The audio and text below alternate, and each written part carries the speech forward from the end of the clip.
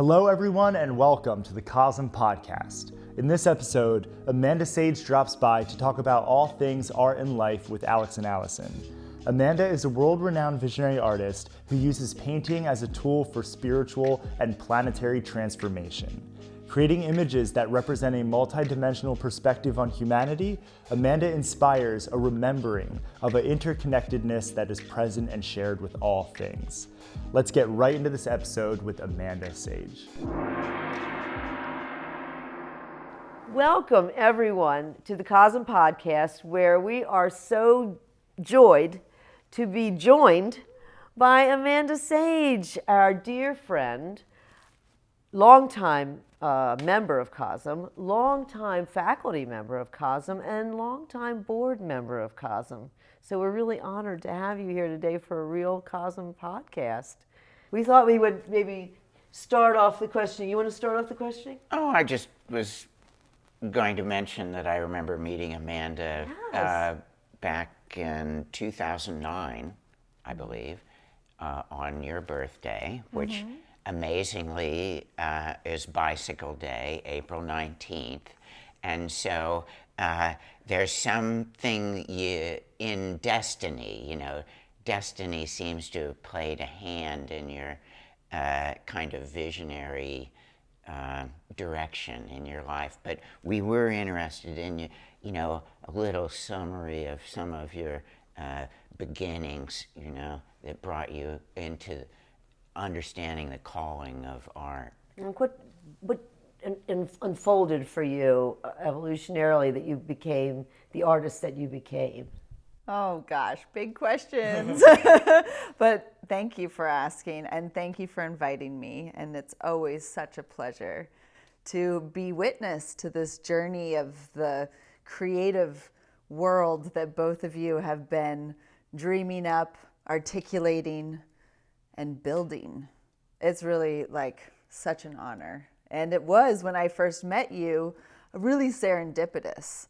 I did not spend much time in New York. I lived in Vienna. Actually, before that, I was born in Denver. I was born in Colorado and grew up actually in a really kind of alternative way at the time. My parents were into, you know, homeschooling and Waldorf school, really healthy, nutritious food, media-free environment, lots of creative play, you know, and learning, and saw value in learning from masters, and really supported my creative endeavors with exploring handwork, a lot of handwork and crafting. And in the Waldorf schools, I got so into drawing when I was introduced to the Renaissance masters, Botticelli, Michelangelo, Raphael, Leonardo da Vinci, a lot of these great painters fascinated me. I saw something that also connected to the spiritual root that my mother was so, saw as like one of the most valuable things to pass on to my brothers and I, was this sense that there was more to life, you know, the spiritual connection with all of our surroundings, you know, and she knew that. She had that awakening before we were born. So she really was like conscious around that. And she approached, so I think somehow though, where was that meeting point of bringing the spirit with the art? You know, it really had to do with some of the masters that I worked with later in life. Actually, after high school, I ended up going and having the great opportunity to go to Vienna, Austria, and study with Michael Fuchs. And he was a real classical painter. And his father, Ernst Fuchs, was a classical painter that explored the Visionary realms, mystic visionary realms, in a very old masters kind of like Northern Renaissance painting method, right? And so I was like introduced to this. You know, I didn't necessarily seek it out, but I saw the patterns. I saw how it made sense and how it felt so good to try it out too, right? And so I think it's been a mix of showing up, seeing patterns, and going towards the thing that felt the best, seemed to make the most sense. And that's how I met you. I saw your work first in a book. in the Boulder bookstore, I feel like, in Boulder.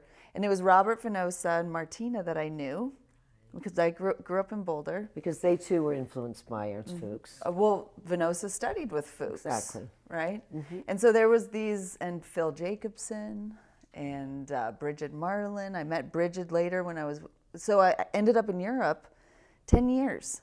I ended up working with Ernst Fuchs as an assistant and getting to meet so many amazing artists, right? There I am kind of in the corner doing my little project, whatever I was on, and I was willing, I was capable, because I had the capacity, I was young, I was pretty free in many ways. You were coachable.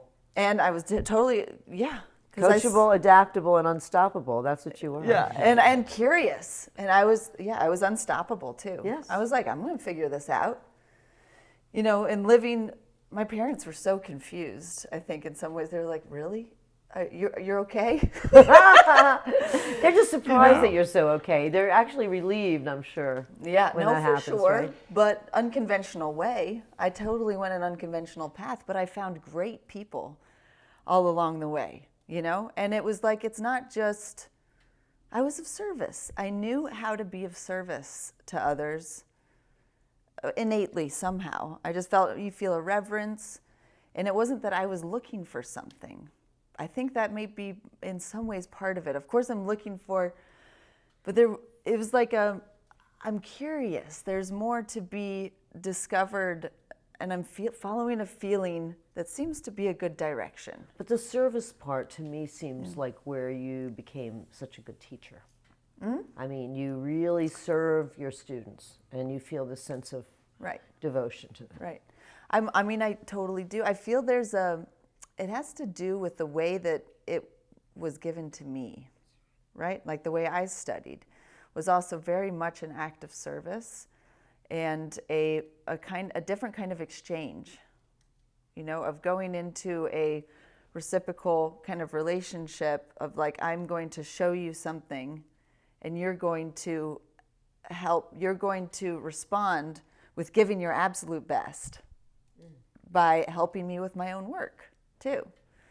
This is where the old masters, you learned in the studios very closely with the master. And this is what we do in the workshops. We paint together. And I'm open to, because this is the way they taught me too, I'm open to working together with the student on the painting, actually painting on it, which is sometimes some people, I always ask permission, right? But it's a way of like, let's explore the different ways of application, brush stroke, hand stroke, and seeing, right? That it's like, whoa. And it's interesting because painting is something that can open realms of possibility, unlock things that are not just in the painting. So it's a multidimensional, experience, I think. Yeah, it's a magical tool for making your imagination visible out in front of us. And it's the most remarkable thing, because you were trained in a kind of classic way to embrace that tradition and then bring it into a contemporary context, where you're using all media and yet still the background of drawing and dimensionalizing of imagined forms is what you're able to share with your students, and also the sacred context for art. I think that the getting Steiner's kind of context for learning, and that art and creativity should always be part of it. It's something I didn't grow up with, and something that I can appreciate could have been a great updraft, a kind of always taking the positive creative force as your ally, This is where unity comes in too, and the Course in Miracles, because that was also parallel to me being in the Waldorf school. That was the church that I grew up in. Is that right? And the one in Boulder was specifically, I mean, every one, like every school too, is slightly different based on the flavor of the individuals that are there, that it's their congregation or their setting, right? And we had an amazing opportunity as a young person. I went on a vision quest when I was 13, you know, that rites of passage out into the desert, you know, based on the Native American ways of that, you know, transition, that time of like fasting and going out and being alone. You know, so, and that was the first time I had another worldly experience that was very conscious. Did you make art at that time? Not a little bit. I think I always made art. I never stopped. Right. But So I I also- wonder was it ever influenced by your vision quest? That vision quest, there's a writing that I did that was like a transmission that came through, that a script, and I could never find it again. But it was something that was, I feel like my memory of it, as well as the memory of seeing auras and colors around people, there's sense, smell, taste, and a memory of things that I don't necessarily experience as much now. But when I step into that state of painting, there's something that links me to all of that. Like I see the progression of how all of that, like having experienced things like that, even, and as a kid, it makes more sense now, you know? Something Flying above it. in it. But you can see Taking the great history of your life. And then it's like you experience something personally, then you help you just transmit that in the presence with others by going to the foundation first. And that's true, is coming to like looking at the world around us and witnessing the rules, the laws of light and color and form. And then we take that through our own simulation. And then you just got to practice, lots and lots of practice. And you got to love it. That's something that you always say. You should enjoy You have to every enjoy. moment. Yeah. You know? And that's something that we do in these, this is what a beautiful thing about the culture of visionary art and artists that I've met all over the world through both of you and together, is like this, you know, desire to make work together too. Like to have, like, there's this experience that's something greater than each of us individually, also helps support us to even go deeper and go further, even when we're together. There's something about the workshop atmosphere that I think is a quantifiable kind of energy, like kind of source coming in maybe, because so many people are calling that in. You know, there's a presencing that is happening. And then through that presencing, people are seeing themselves because you're all of a sudden able to do something. It's like a dance move maybe that you wouldn't as naturally have done on your own because you have too many other things. But like when you're in that supportive environment. Well, when we are live painting is another thing that you spent a lot of time doing, and we did too. And you're collaborating in a sense with musicians, Right. and with the audience, Right. You know, the lighting people and all the wires that are under your feet all the time, and you know, just the whole collaboration of community that comes together to make an event like that happen. And you are a piece of that, and you're just embedded in that. Oh, I love that. You know, and there's a lot of my work that has in the past decade has started in those environments of live settings.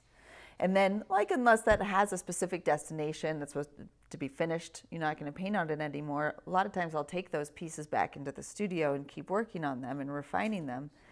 But the energy of its initiation, you know, comes from that live space, and that's powerful. It is. That's happened to us too over the years, and there's even like the Eclipse Festival and a number of things. It becomes part of the iconography of the artwork that's done. So, in some way, it was launched on the stages of festival culture and completed in the studio as a remembrance in a way, and an encapsulation of the energies that are going on, which. Yes, there's an ecstatic, you know, gathering together, but there's something ceremonial and there's something spiritual going on. And so I love seeing how your compass has been directed toward this sacred, seeing art as a sacred service. And you were part of, with Ernst, I guess, of making the Apocalypse Chapel there. You met all those artists, Lawrence, and a number of... Lawrence Caruana. And Say the people. 'Cause yeah, we wanna, yeah. You know, And- Rudolph and- Steiner. You talk about Steiner. Most people may not even know that Steiner is associated with Waldorf School. the and founder. Some young people may not know that. And there's a painting that I did of him actually in 2019 in celebration of the 100-year anniversary of the Waldorf School movement. Yeah.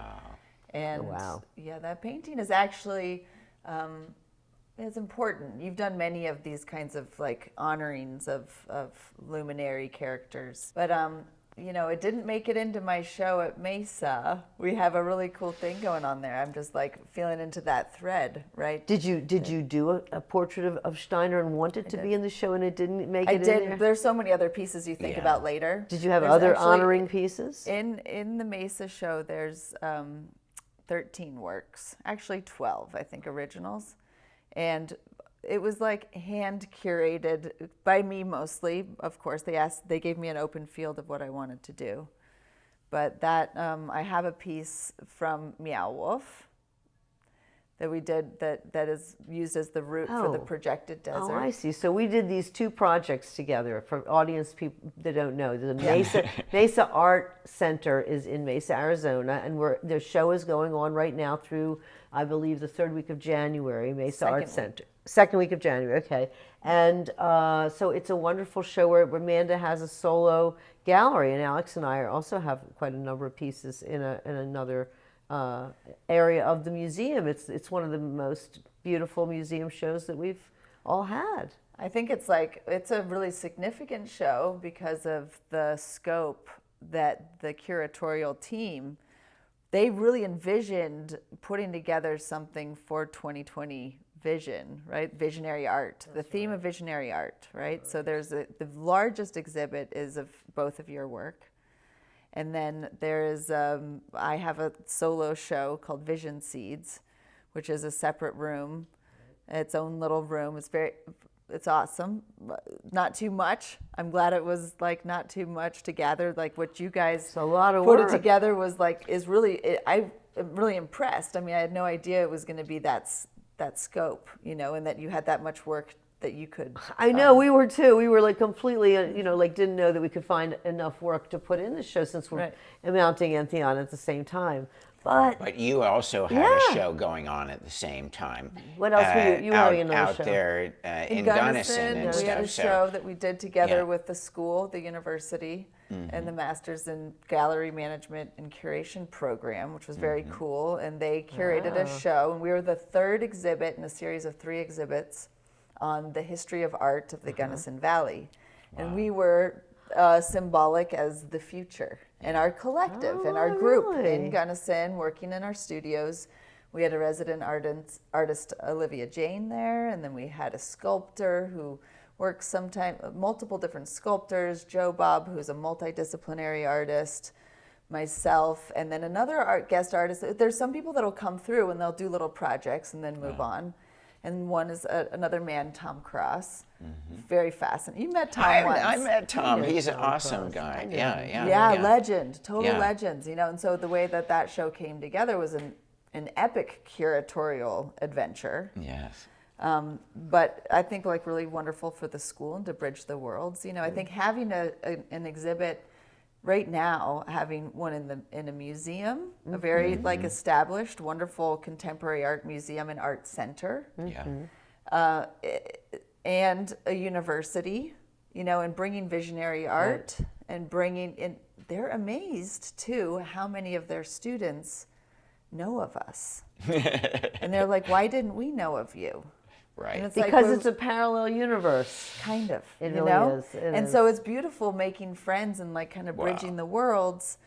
And because I also didn't go to university. I mean, I'm like, would love to. I still think about it sometimes. It's so fun interesting. You'll like be having winding that up kind of teaching campus. there. But yeah. Yeah. But then That's we end it, up yeah. on the campus and like getting to know everyone and kind of the way it works. Anywho, it's cool though to be bridging worlds. Yeah. And I think that is a big thing that I'm interested in general. You know, like the amount of different people that I meet that come from all different backgrounds and worlds and are turned on by the kind of work that they see or something speaks to them, right? In the visionary realm. In the visionary realm It's that this- they've seen, and they're like thankful. They're like, there's something here that I cannot speak even, you know, but I feel, and it's a guiding light for me in some ways, right? Oh, yeah. In my life, that there is more, that there's a kind of hope and a beacon that's in visionary art. Yeah. And I think that I feel that we have a resonant, like, Oh, yeah. Absolutely. source of intention, you know, and people feel that. And then they get to stand in front of the originals. This is where I'm so excited for everyone to get to experience Entheon. Well, this is exactly what When we're it looking forward to, right? opens. And you get to stand in front of the originals. Right. I was remembering, yes, in the university, yes, in the museum setting there at Mesa, which is, it's probably one of the biggest visionary art shows ever assembled. And so, you know, hats off to the team that made it happen. And really, it's a great honor, actually. And then Meow Wolf is a whole other context that's bringing visionary art, I think, and psychedelic visionary culture into a family-friendly kind of environment. And people have been very excited by that. I don't know how we have- art critics have felt, but we have an exhibit yeah. at Meow Wolf in Las Vegas, just to be specific. We want people to go. It is open, and it's a really fun experience to go. And we are in one shared collaborative work called the Projected Desert. So you wander through this kind of interior desert. That's that's just all projections, and there's kind of a somewhat narrative flow of art that goes through, and our works and some of the other accomplished visionary artists are included in that. I think we have maybe 6 or 8 different artists that we, you know. It's the biggest assembly of an animation like this. I've never seen an animation exactly like this. I mean, we've been in a number of festivals where probably some of our friends have mashed together our works and things like this, but this was a very deliberate. And Brian Eno did the music. I mean, come on. And the world's, I think, best contemporary, or some of the best contemporary visionary artists have made pieces special. You made a special piece that's on exhibit at Mesa. We're going to go see that. But like, what was the subject there that? Well, what was beautiful about the Meow Wolf project, the Projected Desert, was Corvus Brinkerhoff's vision to create this narrative through it, and that the artwork and the different concepts would have this narrative, you know, and then the music was composed to that. And so I did a special painting for the end. It was such an adventure. I mean, I'm like in that medium, but I was up for it, and it was interesting and it was beautiful. I would have never painted that painting otherwise, probably, and it's never been seen before, besides being in the projection, alive. And that's the Coco Lab is this company The that Coco Lab was the worked on the animators, video yeah. in Mexico City, and they said too, I think it was their biggest project. Wow. Like in the Really? amount of pixels. I remember that. You said Oh that yes, in because it's a complete huge I mean, environment. it's a big thing. I tell you, when you go in and you experience it the overwhelming. first time, it's awesome. We're about to It's see awesome it. because like it's one thing to see like it on a flat screen, kind of like, you know. Yeah. But when you're all on your around handheld. Yeah. they did Right. it's pretty cool. Well, it was just You're amazing. gonna like it. You're gonna like it. Was it. amazing to work with people and not be there and have it all happen. Right. During this time when we were all Well, separated it's- and not traveling. I find it so interesting that this is all happening at this time. Right. Through, like, we planned a lot of these things before the world changed, right?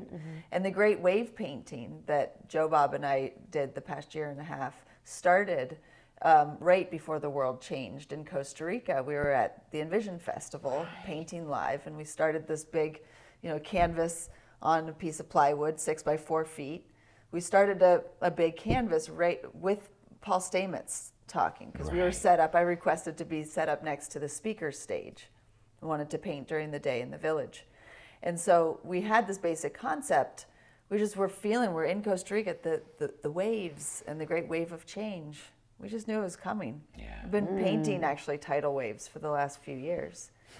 And that was actually my initial idea that I wanted to do for the show at Mesa. Was going to actually be finishing all my paintings with waves in them, waves and trains. And of course eggs and seeds and all the things. But the one we started in Costa Rica end of February was the great wave, became the great wave of transformation. And there's a train even riding the wave. We left there. We left there 2 weeks later. The whole world shuts down, right? And it was like that wave, the swell of it had come up. And now, guys, hold on. The world's changing.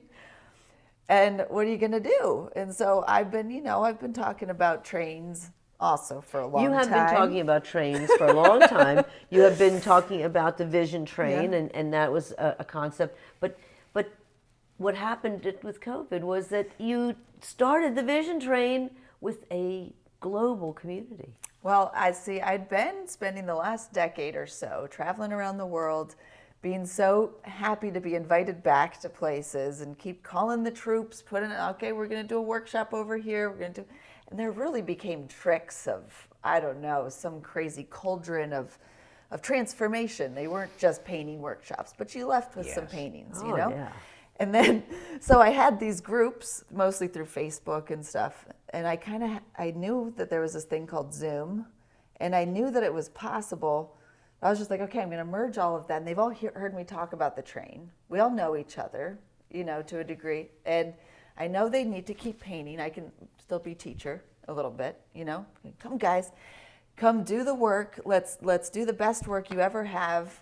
We're busted out. We're all now grounded in our studios, and let's listen to music together, listen to inspiring things, help each other.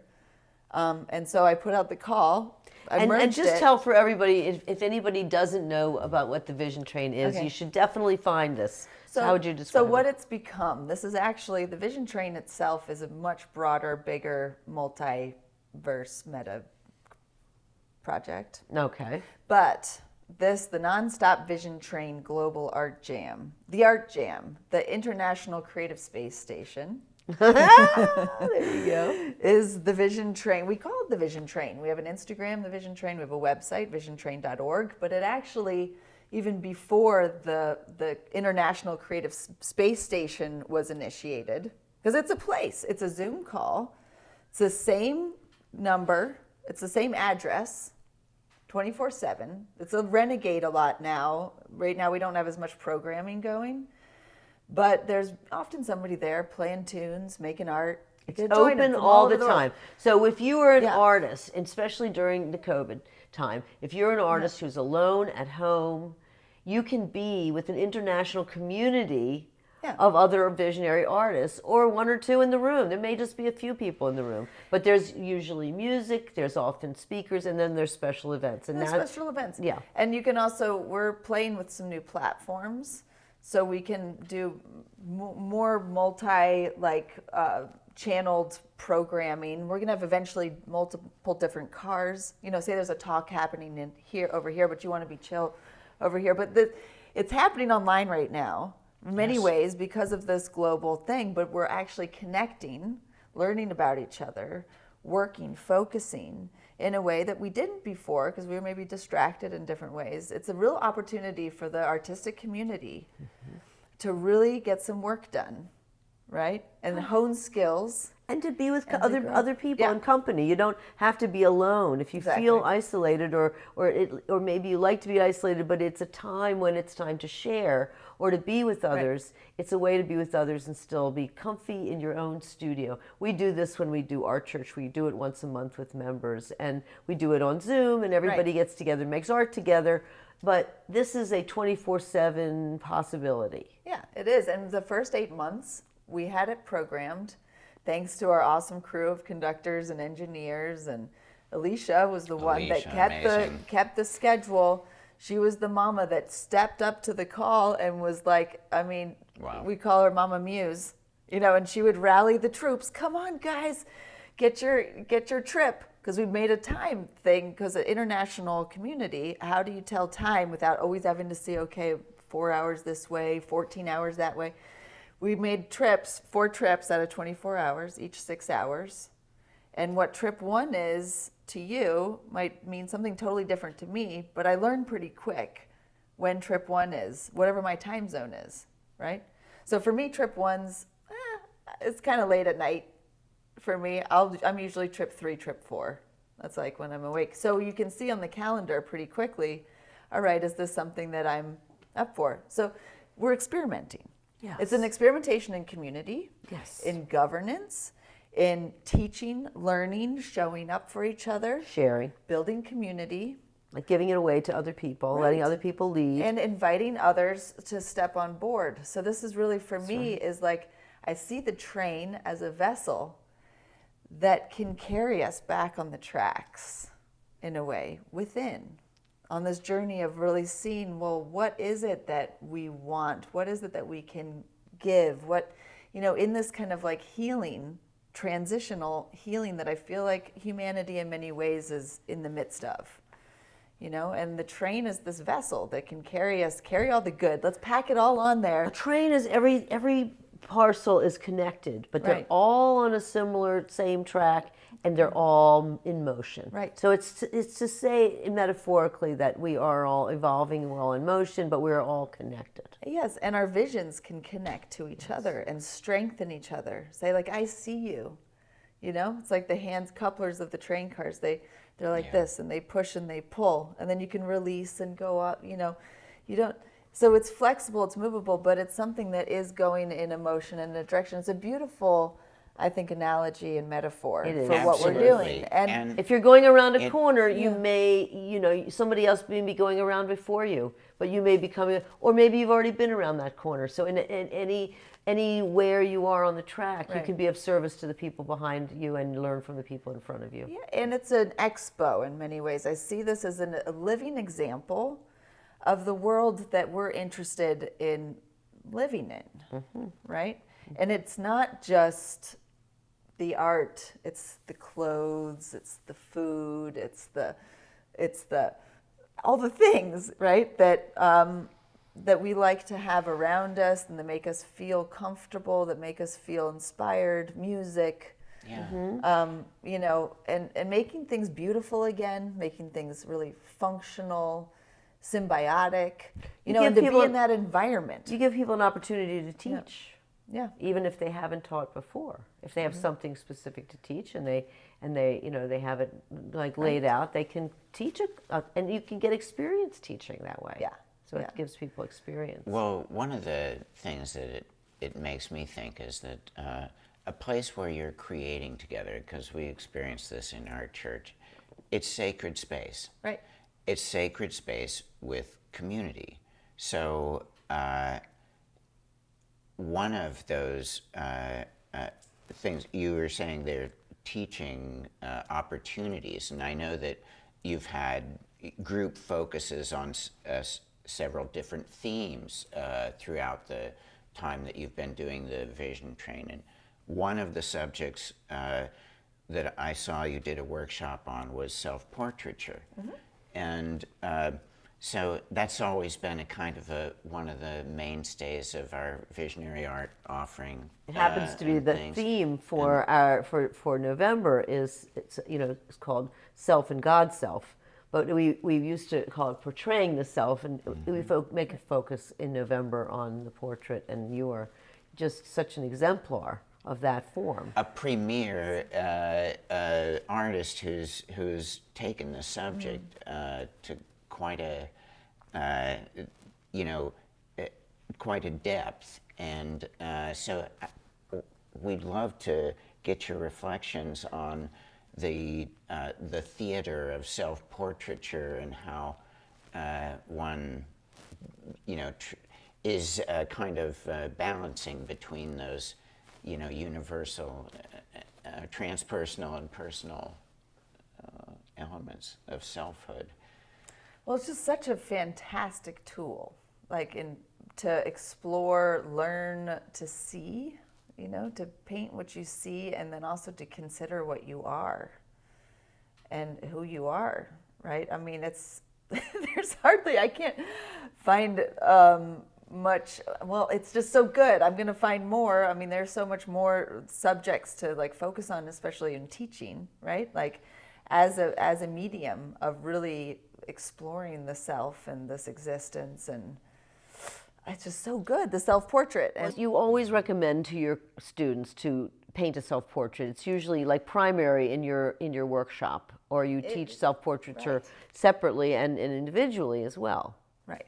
Well, see, the thing is with the self-portrait in the workshops, having something to study that you're not looking at copying a photograph, you're not looking at a model or a still life. A self-portrait is super engaging for people, super challenging, and it's it's going to be there in the mirror as much as you are willing to be there. I mean, it's just an easy formula, right? But then what happens when somebody sits there? Most people haven't sat there and looked at themselves for very long, let alone tried to draw their own eyes. They start to see their parents, they see their grandparents, they see their ancestors, and they maybe see a masculine side of themselves or a feminine side of themselves or a sad, or all the different emotions, right? You go on a journey.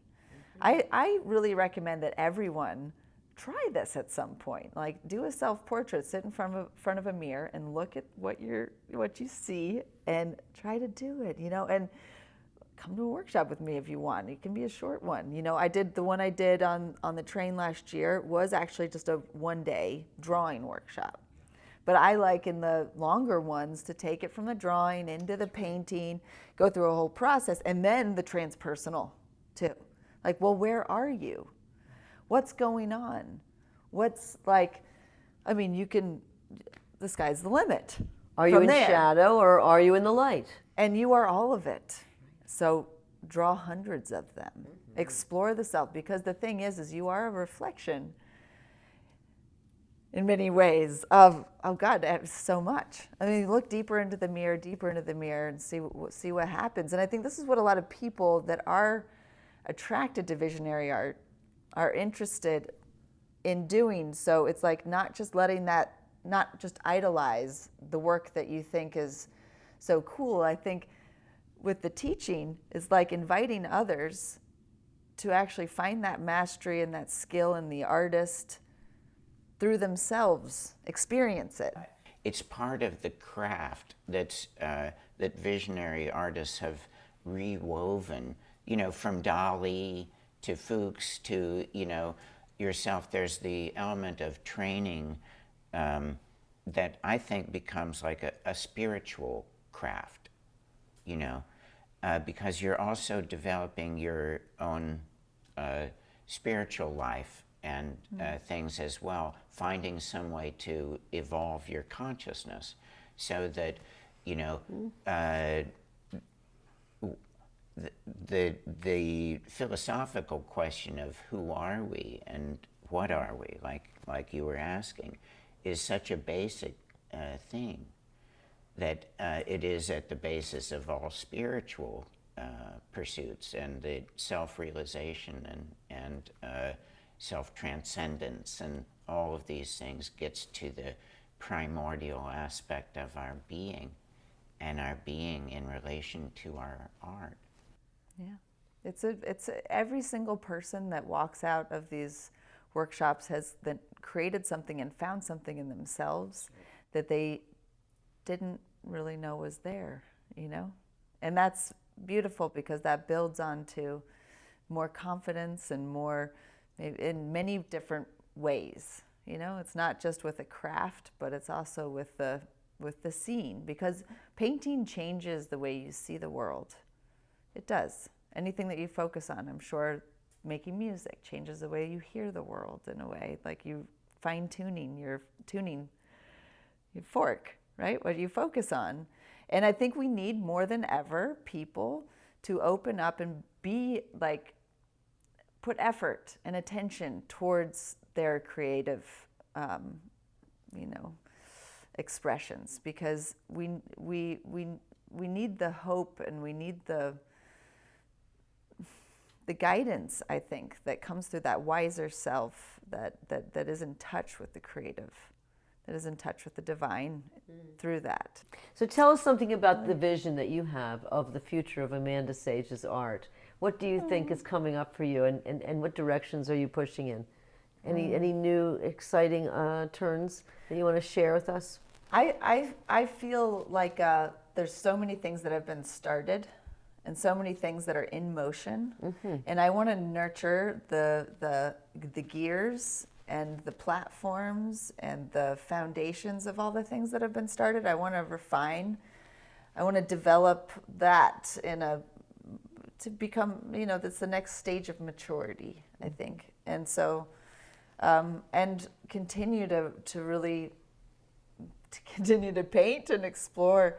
I have some beautiful commissions right now that I'm really excited about, and opportunities. I'm very interested in more in the work being available, not just for museums and public viewing, but more spaces of real integration and places where people can engage with the art. I see centers of healing and education and visionary art, train stations and visionary art. This is one of them. Well, CoSM is one of the mother central hubs, I feel, especially as the Entheon opens and the world is when it's ready starts to really open. But we're going to have centers and schools all over the world, and the train will transport us between them, and the stations. It's all like metaphors, but it's like coming above ground. I think a lot of the world is becoming more ready. We have the ways to connect. Even if we're not traveling as much, I think it's good if we don't travel as much right now. And I think it's good to focus on where we are and learn from each other and start to build these centers all over the world. Because there's so many people that are talking about land-based projects. We need to remember to come back to the land. Joe Bob says, root down, rise up, and remember. And I love this, like that this is so much about doing the work, the reconciliation with ourselves, the healing of ourselves, our bodies, our communities, and being inspired by each other. And we can do this right now. Like, it's so wonderful that the train online, the international, and these different channels, like the YouTube channel, you guys are being so incredible, your team, and consistent with, with putting together ever better, committed, even more than we're always changing. Now we're in our hookah lounge here, always evolving. But committed. We'll keep doing it. And I feel so honored to have you as mentors. And to see what you have accomplished through the time that I've known you, and it helps me believe even more so that I am capable of following through with the visions that I carry, and it's like through example that we're actually really able to overcome all the little voices or the things that tell us maybe, don't worry, don't do that, or that sabotage us. And it's like having the consistency, that training, and other examples that are really demonstrating that, and so that's where what you guys are doing here, I'm so excited. Oh, we're so excited that you are here. Amanda, you've been so committed to CoSM all these years, loving us up and growing all the while. We're so delighted to have you have a podcast with you. and have this time to talk. Yeah. And we wish you every kind of success in the future, and CoSM with you. And Yeah, well, how would you like to close? I just want to say thank you to our beloved friend and master of visionary art that is, I think, one of the best ambassadors of this kind of understanding of the kind of sacred opportunity that visionary art represents for people, because it's some kind of mirror that they can talk about their journey with. And the accompanying kind of opening of the psychedelic renaissance, I suppose, as it comes online, is mirroring, I think, the development and the maturity of the body of work of so many of the visionary artists. And you're one of the greatest. So we're so grateful Thank that you. you're here with us today. All Yay. right. Oh, I love Love you. to Amanda. Love you too. Thank you, everyone. Thanks again for listening to the CoSM Podcast. To learn more about Amanda and to explore her clothing collection, check out the links in the description. Feel free to like, comment, subscribe, and hit that notification bell to stay up to date on future podcasts, broadcasts, and virtual offerings. And check out shop.cosm.org for limited edition fine art prints, apparel, books, and other gifts. All proceeds support the opening of Entheon, Sanctuary of Visionary Art. See you next time.